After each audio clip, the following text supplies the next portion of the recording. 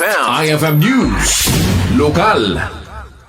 Agdagop iti dwagasut inemapulo ket siyam a tricycle operators ken drivers ijay pidig Ilocos Norte timawat iti 2,500 cash assistance ken food packs tunggal may sa benepisyaryo ijay pidig auditorium.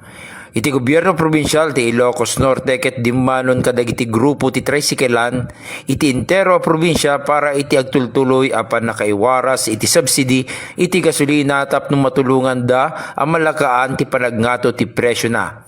Nagbalin met anay isang sangayan na bisita ni Governor Cecilia Araneta Marcos ket nang tedmet ti mensahe kadagiti tricycle operators.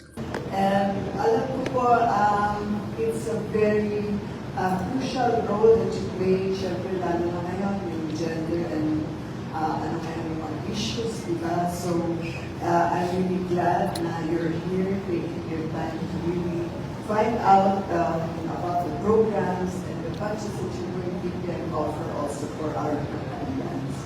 And kasi we also need to respond to the different needs of our women, men,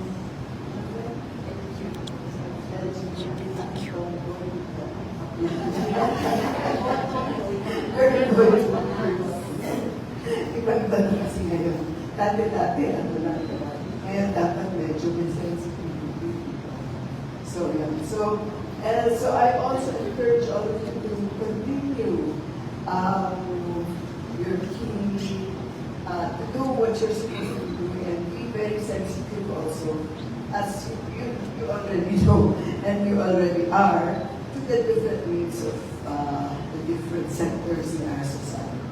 So thank you so much for the work that you're doing. We truly appreciate it and we truly pray na talagang mas malawak pa ang magiging God office at God plan. Thank you so much, God bless. Daytoy a programa ti gobyerno ket maysa kadagiti agtultuloy a suporta ang mangipaay pagsapulan kadagiti umili nang nangruna no adda iti saanda a manamnama a krisis. Para iti IFM News Idol Glenn Batuyong, Tatak IFM. IFM News. IFM News. IFM News. Lokal. Kabayatan